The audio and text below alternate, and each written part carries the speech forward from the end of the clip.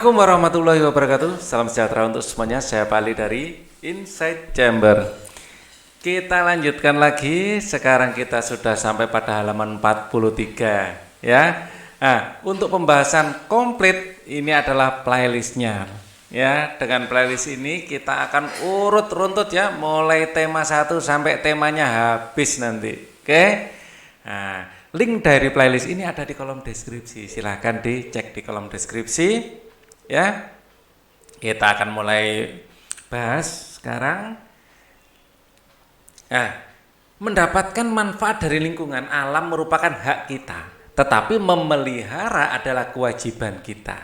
Ya, jadi antara hak dan kewajiban ini harus seimbang. Ya, setuju sekali Ben. Ada hak pasti ada kewajiban, betul begitu kan? Nah, kita sebagai pelajar pun memiliki kewajiban yang harus kita lakukan selain hak yang harus kita dapatkan. Apa saja kewajiban kita? Ya, ini adalah baca artikel berikut ini untuk membantumu memahami makna kewajiban secara umum. Kewajiban warga negara dan siswa. Apa yang kamu rasakan jika sekolahmu dipenuhi dengan sarana belajar yang kotor, penuh coretan dan rusak? Demikian juga dengan dinding sekolah yang penuh coretan, buku-buku siswa yang sobek-sobek, kamar mandi sekolah yang kotor, dan bangku-bangku kelas yang penuh dengan tulisan-tulisan. Kamu tentu sedih dan prihatin, karena dengan demikian kamu tidak dapat belajar dengan baik.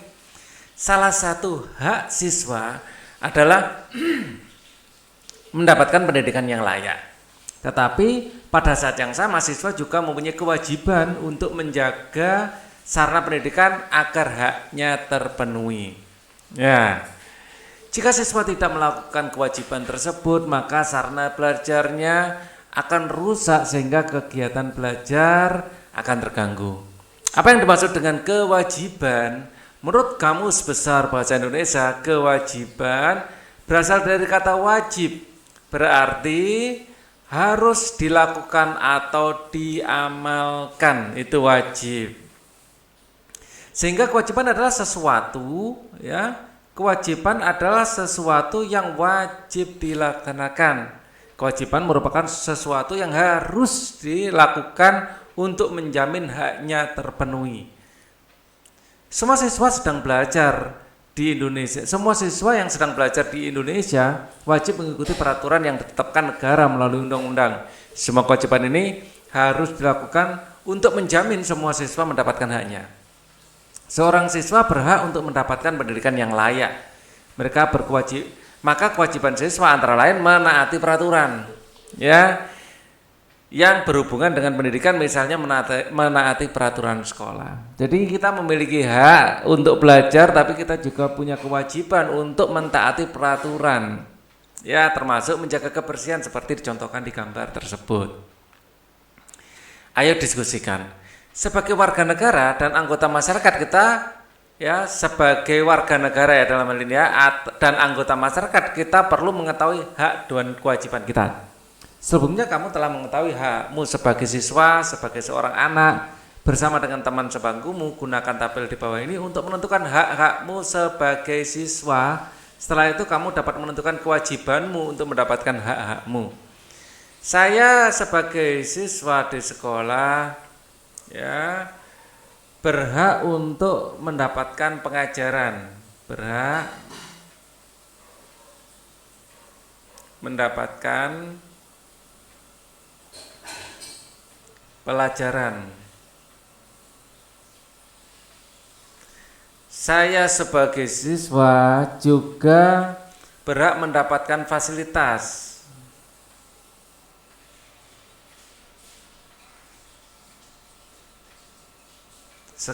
Sekolah. Kita juga berhak untuk mendapatkan teman atau bergaul dengan teman.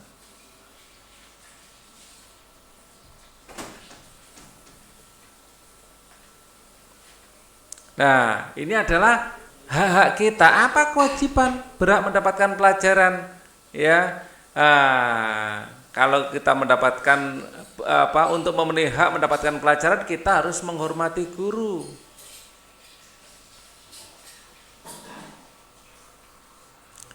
Terus kita juga mematuhi peraturan.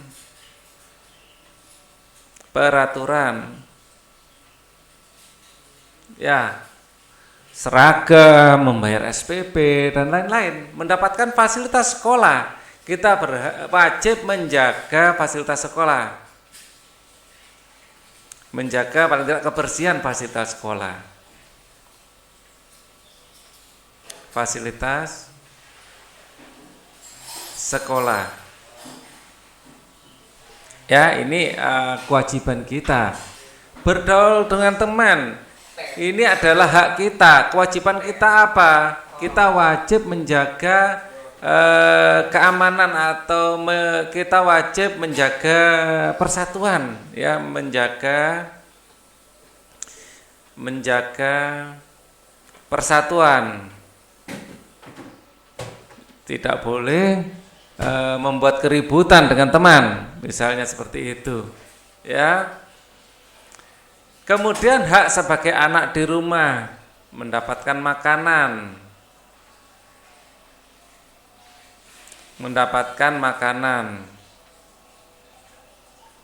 misalnya mendapatkan kasih sayang,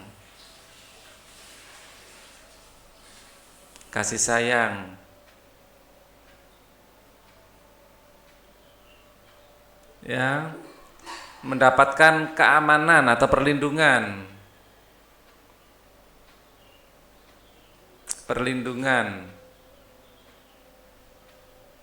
atau keamanan. Nah, untuk mendapatkan makanan misalnya, kewajiban kita adalah tidak menyia-nyiakan makanan, tidak menyia-nyiakan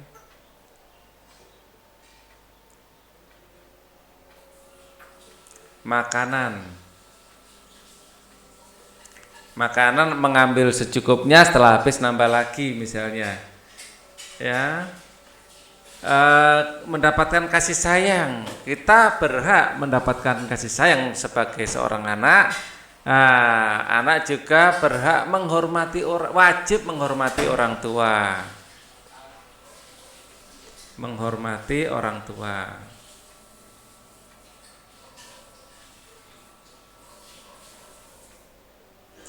Anak berhak mendapatkan perlindungan, keamanan, ya. Kewajibannya apa? Menaati nasihat orang tua.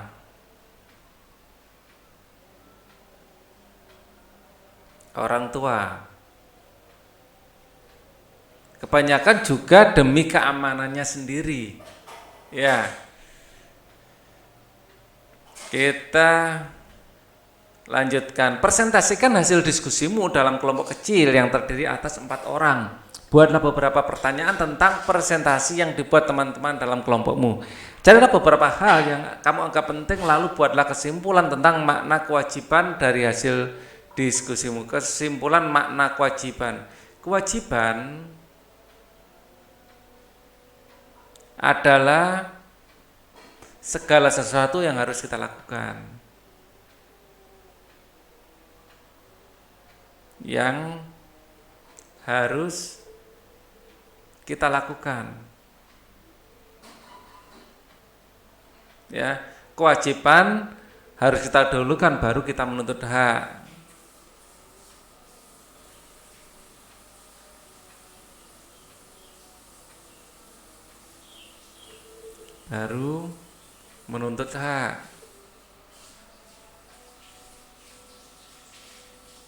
Ya. Kewajiban kita lakukan untuk memastikan kita mendapatkan hak kita. Ya, apa saja hal yang menarik yang kamu temui pada kegiatan pembelajaran hari ini? Ya, kita menyadari bahwa kita memiliki kewajiban, kita memiliki hak, tapi kita juga memiliki kewajiban. Kita mempunyai hak, tetapi kita juga harus melaksanakan kewajiban.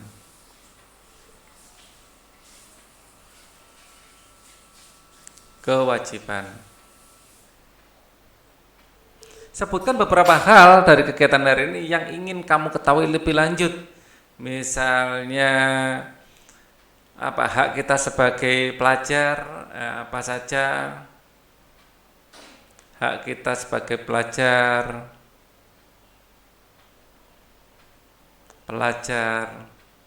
hak kita sebagai anak, ya, sebagai anak dan lain-lain. Jadi kita memiliki hak-hak. Terus kemudian apa saja kewajibannya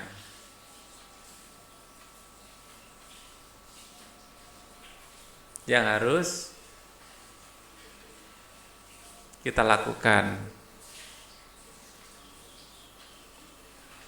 Apa sikap yang harus dikembangkan untuk mendapatkan hakmu sebagai seorang siswa di sekolah? Sikap yang harus ditunjukkan adalah mematuhi peraturan yang berlaku, ya, menghormati guru,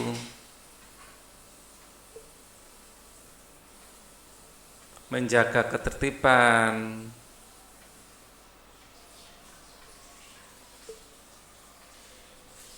dan hal-hal positif lain, ya, tentu saja. Cara yang sopan, termasuk diskusikanlah dengan orang tuamu tentang kewajiban apa saja yang telah kamu lakukan dan yang belum kamu lakukan. Mintalah saran orang tuamu agar kamu melaksanakan kewajiban dengan baik, ya. Nah, ini didiskusikan dengan orang tua, ya. Orang tua dan anak harus kompak. Pembelajaran 5 sekarang. Hari masih sangat pagi. Siti terbangun karena mendengar suara azan subuh dari musola. Siti segera menunaikan kewajibannya untuk sholat. Sholat ini adalah ibadah yang wajib dilakukan oleh umat Islam. Siti mengira ia orang pertama yang terbangun pada pagi hari itu. Ternyata ia melihat ibu sudah berada di dapur. Setelah melakukan sholat subuh, Siti menghampiri ibunya yang sedang menyalakan kompor. Siti melihat ibu sedang memasak air pada 2 panci yang berbeda. Panci yang pertama berukuran lebih besar berisi air setengah penuh. Air di panci pertama akan digunakan ibu untuk merebus sayur. Panci kedua berukuran lebih kecil, berisi air yang hampir penuh. Kecil tapi hampir penuh, ya. Kecil hampir penuh, sama yang pertama besar setengah penuh. Ya mungkin airnya sama sebenarnya, ya, boleh jadi. Panci kedua akan digunakan untuk membuat teh. Siti menduga-duga di dalam panci manakah yang akan mendidih lebih cepat. Diam-diam Siti melakukan pengamatan sambil membantu ibunya menyiapkan sarapan. Ya. Berdasarkan gambar di atas, jawablah pertanyaan berikut. Bagaimana ukuran kedua panci tersebut? Yang A lebih besar dari yang B. Panci A lebih besar daripada panci B. Tetapi panci A terisi setengah penuh dan panci B terisi hampir penuh. Panci A terisi setengah penuh atau setengah penuh gitu aja, ya, setengah penuh.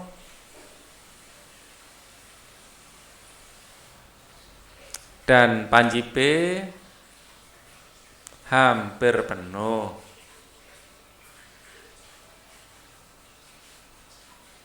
Mana panci yang berisi air lebih banyak, A atau B? Kalau dilihat dari gambar, panci A lebih banyak, ya, panci A lebih banyak,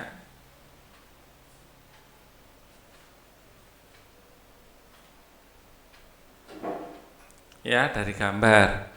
Jika kedua panci berisi air itu dididihkan, panci manakah yang memerlukan waktu lebih lama untuk mendidih air di dalamnya? Panci A lebih lama, ya, airnya mendidih lebih lama.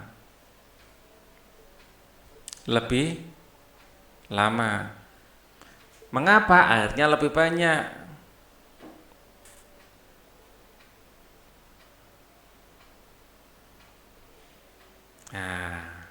Bagaimana hubungan antara energi panas yang dibutuhkan untuk mendidihkan air dalam panci dengan suhu air di dalamnya? Air mendidih pada 100 derajat Celcius loh ya.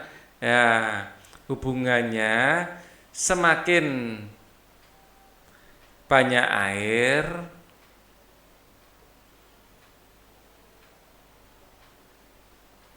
semakin hubungan energi semakin banyak besar energi panas yang dibutuhkan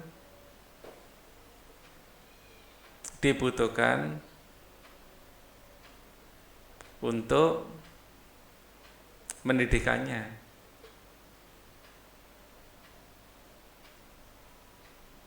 Apa kesimpulan yang kamu dapatkan dari kegiatan di atas?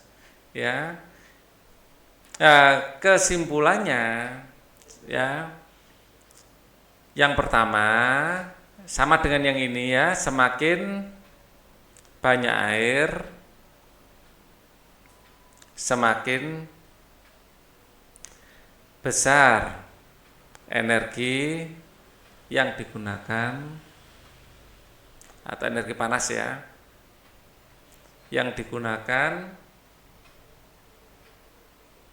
untuk mendidihkannya. Yang kedua, karena digunakan kompor yang sama, ya, kompor yang sama,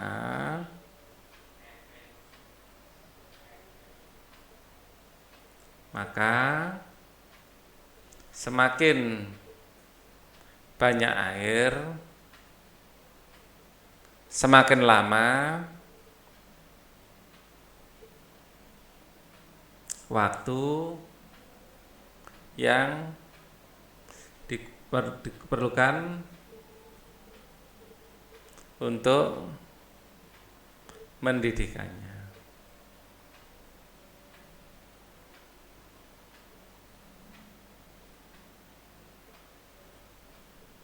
Berdasarkan kegiatan di atas, identifikasi kegiatan sehari-hari yang menunjukkan penggunaan energi panas. Ya, ayo berlatih. Manakah di antara kegiatan berikut yang membutuhkan energi panas kalor lebih banyak dan beri centang pada kotak yang telah disediakan. Kegiatan sehari-hari yang menunjukkan energi panas dulu ya, memasak, menjemur pakaian, ya, kemudian menyetrika, ya, memasak, menjemur pakaian, menyetrika, ya, ini membutuhkan energi panas, ya. Sekarang kita, manakah kegiatan berikut yang memerlukan energi panas atau kalor lebih banyak? Beri tanda centang pada kotak yang telah disediakan. Mengeringkan pakaian yang sangat basah, mengeringkan pakaian yang setengah basah, yang sangat basah membutuhkan energi yang lebih besar. Mengeringkan sapu tangan basah dari kain tipis, mengeringkan handuk mandi basah yang tebal. Ini membutuhkan energi lebih banyak, ya. Mengeringkan rambut panjang sampai sekeramas, mengeringkan rambut pendek sampai sekeramas. Rambut panjang ini menghabiskan energi yang lebih banyak, ya. Oke. Identifikasi peristiwa di sekitarmu yang menunjukkan penggunaan energi panas dalam kegiatan sehari-hari. Aku baru menyadari bahwa kegiatan yang berbeda memerlukan energi panas yang berbeda juga. Oh, ini dulu ya. Pada peristiwa mendidihnya air juga menunjukkan peningkatan suhu air sampai 100 derajat ya Celcius. Apa yang sebenarnya terjadi? Aku baru menyadari bahwa kegiatan yang berbeda memerlukan energi panas yang berbeda juga. Apa yang telah kamu pahami, Dayu? Wah, aku juga penasaran, apakah semakin tinggi suhunya benda akan semakin panas? Lalu apa sebenarnya yang terjadi pada benda yang meningkat suhunya? Apakah kita bisa melihat pengaruhnya pada kehidupan sehari-hari? Yuk kita cari tahu. Nah, ini saya jawab sekalian. Apakah semakin tinggi suhunya benda semakin panas? Jawabannya adalah ya. Ya. Lalu apa sebenarnya yang terjadi pada benda yang meningkat suhunya? Energi panasnya naik, ya, energi panasnya meningkat. Sebenarnya nanti kalau sudah SMA energi kinetiknya yang meningkat ya. Di sini energi panasnya meningkat. Apakah kita bisa melihat pengaruhnya pada kehidupan sehari-hari? Iya, bisa. Ya. Kita baca dulu ini. Perubahan akibat perubahan suhu. Suhu menunjukkan derajat panas benda atau tingkat panas atau dingin suatu benda ditunjukkan dengan suhu. Semakin tinggi suhu suatu benda, semakin panas benda tersebut. Suhu menunjukkan energi yang dimiliki oleh suatu benda. Energi panas dapat mengubah benda. Beberapa benda akan mengalami pemuaian. Pemuaian adalah perubahan suatu benda, ya. Pemuaian panas adalah perubahan suatu benda yang dapat menjadi bertambah panjang, lebar, luas, atau berubahnya volume karena terkena kalor atau panas. Tetapi sebaliknya, benda dapat mengalami penyusutan. Penyusutan adalah perubahan suatu benda yang menjadi berkurangnya panjang, lebar, luas karena terkena dingin.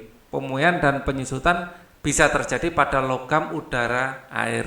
Tetapi air ini memiliki sifat anomali. Ya, nanti akan kita bahas ya, anomali air.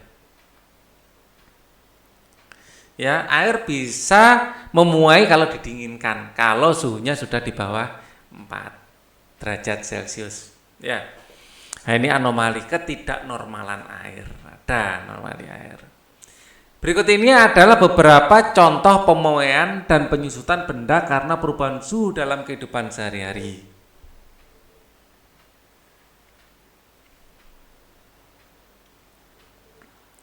Satu, pemasangan kaca jendela.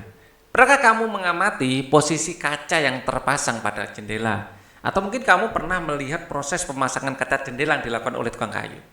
Para tukang kayu selalu merancang ukuran bingkai, ya, ukuran bingkai jendela yang sedikit lebih besar dari ukuran sebenarnya. Mengapa harus demikian? Hal ini dilakukan oleh tukang kayu bertujuan untuk memberikan ruang pemuaian bagi kaca saat terkena panas. Jika bingkai jendela kaca tidak diberi ruang pemuaian, maka ketika benda panas akan mengakibatkan kaca menjadi retak atau bahkan pecah. Selain itu, untuk menghindari keretakan kaca pada saat ada bunyi yang bergetar seperti ketika ada petir atau bunyi keras lainnya. Ya. Jadi diberi ruang untuk memuai dan ruang untuk getar. Agar apa? Nah, kaca termasuk benda yang akan memuai jika dipanaskan. Ban sepeda motor dan mobil. Tahukah kamu apa yang terjadi ketika kamu memompa udara terlalu banyak dalam ban sepedamu? Ban bisa meletus, dar. Jika ban sepeda motor dan ban mobil diisi terlalu banyak, maka akan mengeras dan menjadi tidak nyaman dikendarai. Selain itu, mengisi udara terlalu penuh dalam ban sepeda atau mobil akan membahayakan pengemudinya. Ban yang diisi terlalu banyak, udara dapat meletus dan dapat mengakibatkan kecelakaan. Hal ini disebabkan karena udara di dalam ban dapat memuai karena panas. Ya, pagi-pagi dipompa sampai keras, siang dibawa keluar, ada gesekan dengan aspal, kena sinar matahari, panas. Begitu panas, udara di dalam roda bisa memuai. Kalau memuai, sedangkan ada beban di situ, bisa meletus. Dan udara itu sangat mudah memuai. Jadi memompa ban di pagi hari tidak boleh terlalu keras. Ya, udara dingin. Ya, begitu udara panas di siang hari ya, bisa meletus kalau pagi-pagi sudah dipompa dengan keras. Kawat kabel listrik dan telepon. Apakah kamu memperhatikan bahwa kawat kabel dan telepon listrik tidak mengendur dan tidak tegang. Hal ini dilakukan dengan tujuan agar kawat kabel tidak putus pada malam hari ketika mengalami penyusutan. Selain itu, kawat atau kabel tidak putus jika tertimpa pohon tumbang, dibikin kendur, ya. Karena kalau siang kan memuai, kalau malam menyusut. Saat menyusut kalau terlalu enggak kendur, siangnya aja sudah kenceng, malamnya begitu dia akan menyusut bisa-bisa putus. Pemuaian yang terjadi pada gelas kaca. Pernahkah kamu melihat sebuah gelas kaca yang tiba-tiba pecah dan retak ketika dituang air panas? Hal ini terjadi karena adanya pemuaian yang tidak merata pada bagian gelas. Oleh karena itu disarankan agar tidak menuangi gelas basah, ya, tidak menuangi gelas basah atau gelas dingin dengan air panas yang baru mendidih. Ya, kalau gelasnya dingin bisa dikasih air hangat dulu. Ya, jadi bagian dalamnya memuai, luarnya belum bisa pecah itu. Oke. Pemuaian pada sambungan rel kereta api. Nah, kalau kita lihat sambungan rel kereta api dikasih celah. Nah, celah ini adalah untuk ruang muai. Sambungan pada rel kereta api dibuat ada celah di antara bidang rel. Hal ini dilakukan untuk memberikan ruang muai. Sehingga saat terkena panas, rel tersebut tidak melengkung. Rel yang melengkung akan membahayakan gerbong ketika melewatinya. Selain rel juga ada di jembatan besi, ya, antara satu besi dengan besi lainnya dikasih ruang muai. Kalau enggak itu bahaya, jembatan bisa melengkung nanti, tidak nyaman untuk dilalui, boleh jadi akan roboh jika pondasinya retak. Penggunaan termometer. Tahukah kamu cara menggunakan termometer klinis atau termometer badan? Termometer akan ditempelkan ke bagian tubuh seperti dalam mulut atau ketiak. Enggak seperti ini termometer tembok ini. Kalau termometer badan bentuknya bulat, ya. Jadi bisa diemut atau ditaruh di ketiak. Ya, setelah beberapa lama cairan dalam termometer akan naik karena terjadi pemuaian setelah mendapatkan panas dari tubuh. Cairan akan berhenti pada angka tertentu untuk menunjukkan suhu tubuh. Ketika termometer tidak digunakan, akan kembali turun dan mengalami penyusutan. Bacalah kembali bacaan di atas dengan seksama. Jelaskan apa yang kamu ketahui dari setiap paragraf dari bacaan di atas. Apa yang kamu ketahui tentang isi paragraf merupakan gagasan utama paragraf tersebut. Coba gunakan tabel berikut untuk membantu. Judul bacaan, kita lihat lagi. Oh, judul bacaannya di sini ya.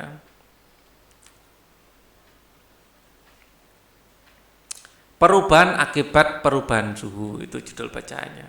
Perubahan akibat perubahan suhu.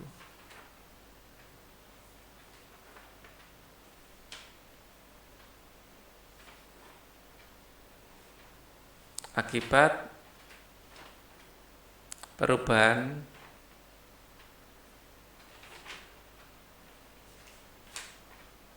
apakah yang kamu ketahui tentang paragraf-paragraf pada bacaan? Paragraf 1 berisi tentang apa? Kita lihat di sini. Ini adalah paragraf 1. Isinya tentang suhu, menunjukkan derajat, pengertian tentang suhu. Ya, penjelasan tentang suhu. Terus kemudian pemuaian panas dan penyusutan panas. Ya.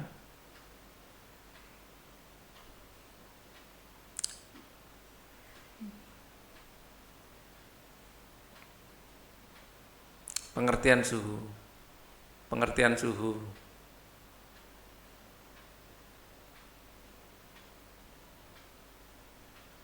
Dan pemuaian atau penyusutan. Kita lihat di paragraf 2, isinya tentang apa sih? Berikut ini adalah contoh pemuaian dan penyusutan benda-benda. Ya, contoh pemuaian dan penyusutan benda-benda. Kacamata, Pak. Pinjam kacamata. Aku pinjam kacamata, mataku fokusnya sudah berkurang, Pak. Ya. Oke.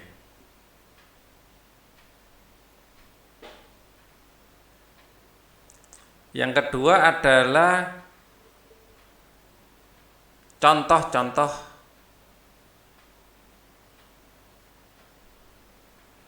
apa tadi kalimatnya. Contoh pemuaian dan penyusutan benda. Contoh pemuaian dan penyusutan benda.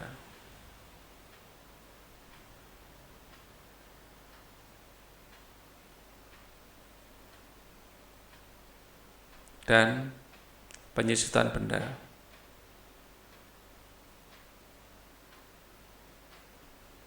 Ya.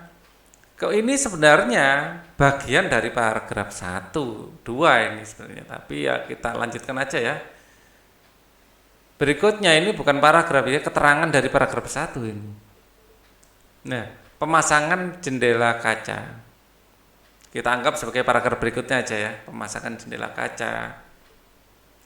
Pemberian celah, pemberian ruang mulai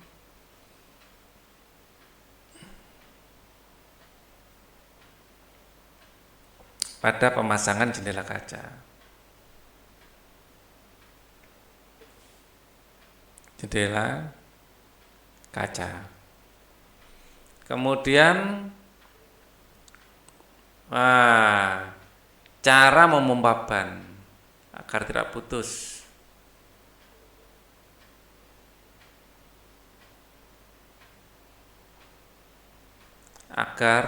Atau cara menjaga agar ban tidak putus. Kemudian berikutnya adalah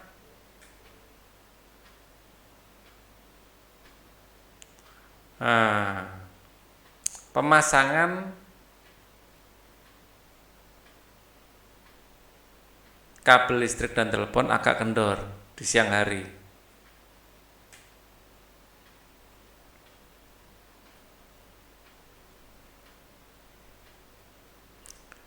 Agak kendor di siang hari.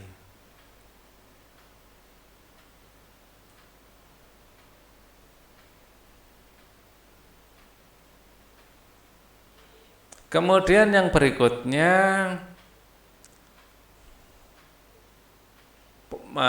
menghindari pemuaian pada gelas kaca gitu aja, pemuaian pada gelas kaca.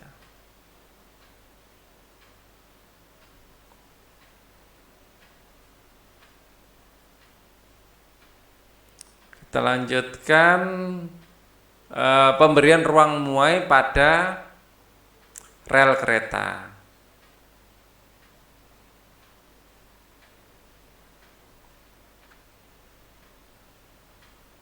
Pada rel kereta.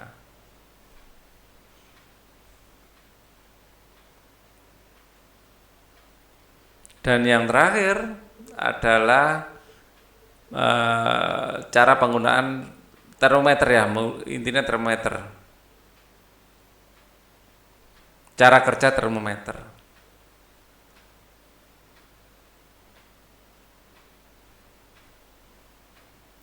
Cara kerja dan penggunaan termometer.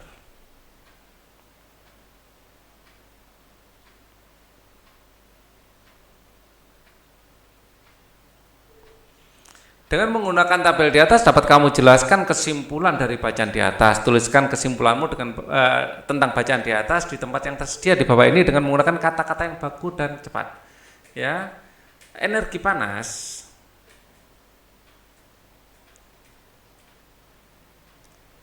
banyak pengaruhnya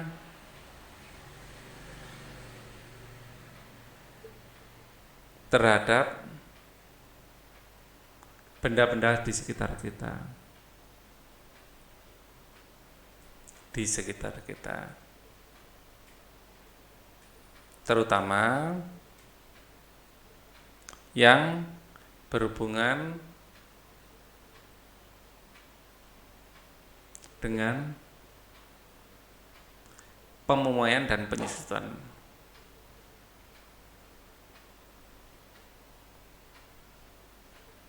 Dengan mengetahui hal ini atau dengan memahami hal ini dapat kita gunakan, ya, dengan memahami hal ini dapat kita gunakan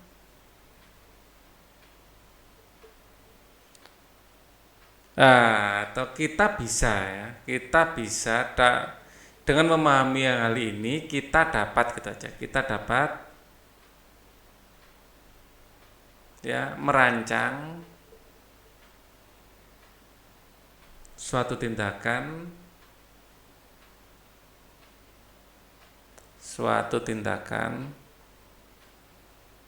untuk mengambil manfaat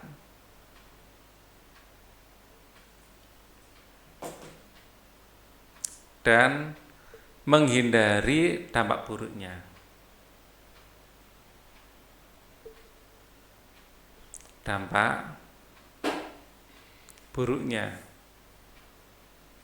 Manfaat yang bisa kita ambil adalah manfaatnya adalah bisa merancang termometer, bisa merancang misalnya setrika dengan saklar otomatis. Ya, itu baiknya manfaat dari pemuaian. Dampak buruknya misalnya pecahnya kaca, melengkungnya rel bisa kita antisipasi, atau putusnya sambungan listrik atau telepon bisa kita hindari. Oke. Kita lanjutkan. Perubahan suhu pada beberapa jenis logam ternyata dapat mengakibatkan logam itu memuai dan menyusutnya. Wah, manusia sejak dulu telah mempelajari peristiwa tersebut sehingga dapat melakukan tindakan yang tepat, seperti pada pemasangan rel kereta api. Betul, Dayu. Hal yang lebih menarik lagi adalah nenek moyang kita dulu sudah mengetahui bahwa logam itu tidak hanya memuai tetapi juga bisa dilebur juga. Tahukah kamu bagaimana para leluhur kita membuat bilah-bilah pada beberapa alat musik gamelan? Mereka mencampur biji timah dan tembaga lalu memanaskannya hingga cair untuk dibentuk. Wah, keren ya. Timah, tembaga dicampur seng jadilah kuningan. Sebelum kamu mengetahui tentang beberapa lagu daerah dimainkan dalam tangga nada pentatonis, bisa pelok, bisa selendro ya. Ini selendro atau pelok. Gamelan adalah salah satu alat musik yang digunakan untuk mengiringi lagu-lagu tangga nada pentatonis. Ya, ada 5 tangga nada. Ya. Beberapa alat pada gamelan dibuat dari bilah besi seperti beberapa alat musik pada gamelan Jawa. Ya, ada kenong, ya, ada saron, ada gong, ya, macam-macam. Di sini namanya gong, ini kenong, ini namanya apa lupa. Anak-anak menyebutnya dulu di Karawitan balungan. Oke lah, nama aslinya apa? Kalau ini kenong, ini gong, jelas ya. Yang paling simbolik itu gong ini. Biasanya digunakan beberapa upacara. Alat musik gamelan dibuat dari campuran tembaga dan timah ya ternyata. Jadi kuningan ini ya, tembaga dan timah dengan ukuran tertentu. Ya, ukuran dan perbandingan kedua logam tersebut dapat menghasilkan suara yang berbeda. Keren. Ya, jadi yang membedakan adalah ukuran dan perbandingan antara kedua logam. Campuran logam harus dipanaskan dengan suhu tinggi agar mencair dengan mudah dibentuk. Proses ini disebut dengan peleburan. Suara yang dihasilkan oleh alat musik tersebut terdengar harmonis untuk mengiringi lagu-lagu yang dimainkan pada laras selendro atau pelok. Perhatikan lagu daerah di bawah ini dengan seksama. Mintalah guru untuk mendengarkan lagu ini di kelas. Tentukanlah tangga nada yang digunakan. Ya. Di sini kita akan fokus pada ininya aja ya, pada mengartikan lagu di bawah sini ya.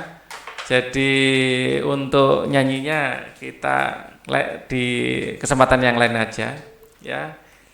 Klenteng klek buah kopi ranggayan ke unut dewe. Malah ini apa lagi? Kita artikan aja nanti. Bahasanya Sunda ini, jadi Pak Ali nggak begitu luas menyanyikannya. Pak Ali dari Jawa misalnya. Lengkapilah tabel berikut untuk mengetahui lebih banyak tentang lagu halaman 56 ya. Cincang keling. Enak loh lagunya ini. Artinya dalam ya. Nama lagu Cincang Keling. Saya tadi sempat browsing-browsing untuk lagu ini ya. Cincang Keling. Cincang Keling, Cincang Keling, Cangkeling.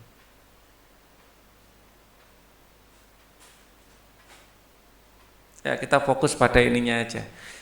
Tenggorokannya Pak Ali juga lagi tidak menguntungkan hari ini. Asal daerah Sunda ya ini, Sunda. Bahasanya Sunda. Tangga nada yang dimainkan atau digunakan. Wah ini.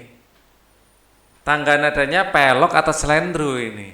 Ya kita browsing aja. Ya. Nah, arti lagu tadi sudah saya cari.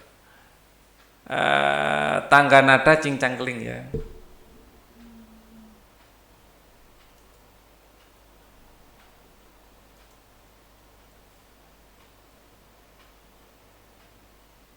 Nah ini kita tangga nada yang dimainkan adalah slendro ya, slendro.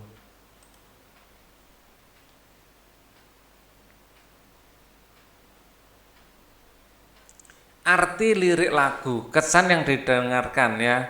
Di sini Pak Alu sudah browsing tadi dan membuat beberapa catatan ya. Cincang keling manuk cingkleng cidetan plos kaolong bapak satar buleneng ya. Cincang keling artinya mengingatkan manusia agar senantiasa bertindak dalam kesadaran, melaksanakan perintah Allah Subhanahu wa taala, taat aturan dan menjauhi segala larangannya. Ya, intinya cincang keling itu mengingatkan untuk beriman. Ya, beriman. Cincang keling mengingatkan untuk beriman.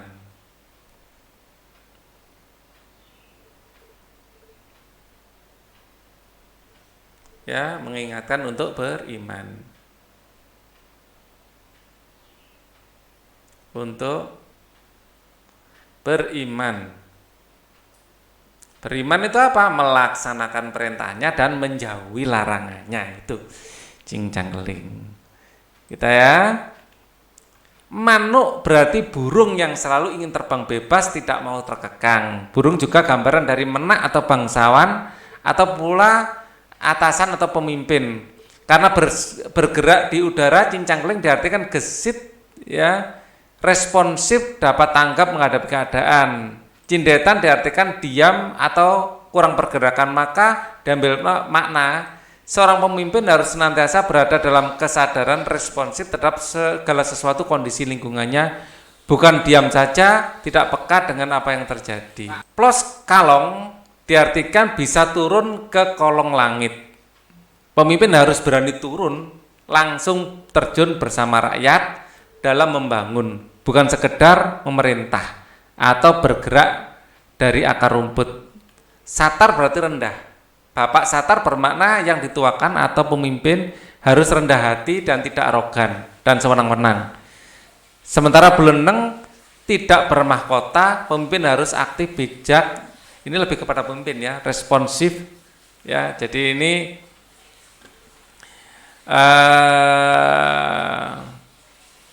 elinglah manusia ya. Manuk cingkaleng adalah hati yang tidak terpenjara atau hati yang bebas. Manuk cingkeleng ini hati yang bebas.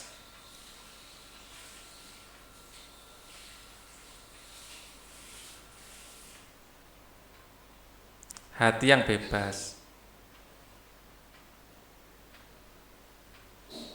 Ini kayak menunjukkan hati yang bebas. Ya, oke. Cincang keling memerintahkan untuk beriman, ini hati yang bebas. Kita lihat lagi. Cindetan adalah tenang dan teguh, ya. Diam tadi ya, tenang dan teguh di sini. Cindetan itu tenang dan teguh.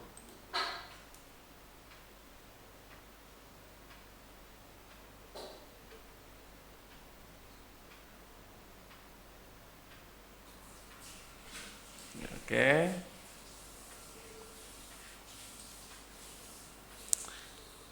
blos kaolong artinya kolong langit dan satar artinya rendah. Jadi tadi diartikan pemimpin yang bisa merakyat, ya, blos kaolong. Ya. Kolong langit yang rendah artinya dunia kita tempati. Beleneng artinya penuh rahmat dan berkah Tuhan. Ya. Blos kaolong Bapak Satar Beleneng berarti dunia yang penuh rahmat dan berkah Tuhan semesta alam. Oke. Jadi kalau mungkin diartikan dalam arti yang padu, ya, kita pakai yang biru aja. Hati yang baik adalah hati yang penuh ketenangan, ketetapan dan tidak mudah goyah. Ya, ini arti perkataannya ya tadi sudah ya. Tapi kalau arti secara umum saya taruh di sini aja ya.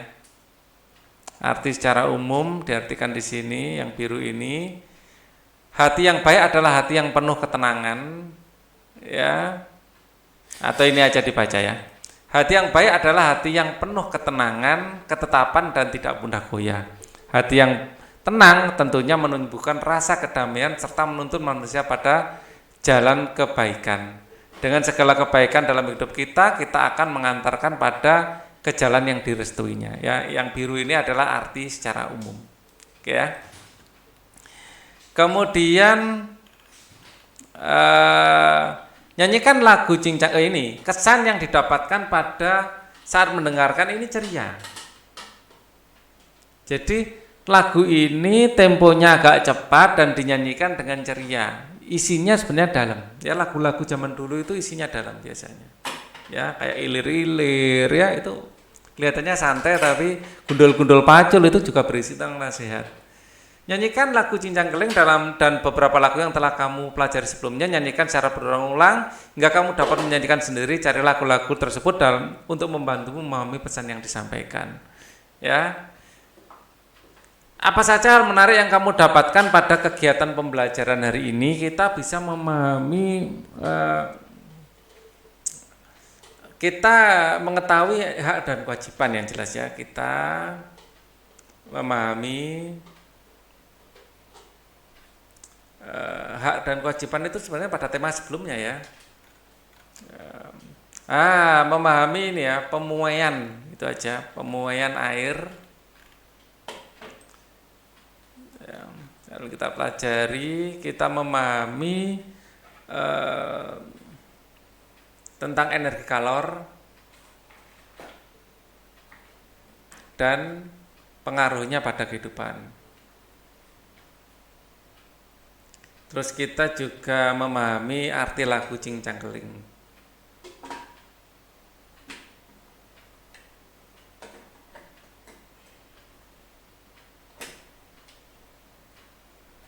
Apa saja pertanyaan yang belum kamu temukan jawabannya hingga saat ini? Ya. Mungkin ini kalian yang bisa menuliskan ya. Pertanyaan apa yang belum bisa juga kalian tulis di kolom komen. Bagaimana rencanamu untuk menemukan jawaban ini ya? Seperti tadi Pak Ali, wah itu pelok kalau atau selendro browsing ya, mencari jawaban di internet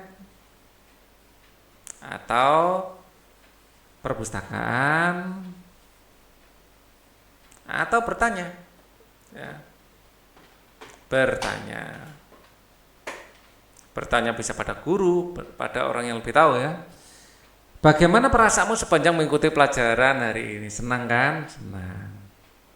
Karena kita mendapatkan ilmu baru itu menyenangkan sekali. Kerjasama dengan orang tua, bersama dengan orang tuamu carilah benda-benda di rumahmu yang dapat mengalami pemuaian saat diberikan panas. Tentukan cara untuk mengatasi pemuaian yang terjadi agar tidak terjadi kerusakan pada benda tersebut dan tidak membahayakan. Ya. Untuk pembelajaran 6 kita akan pelajari di segmen berikutnya. Oke, di video berikutnya maksud saya. Thank you for watching. Wassalamualaikum warahmatullahi wabarakatuh.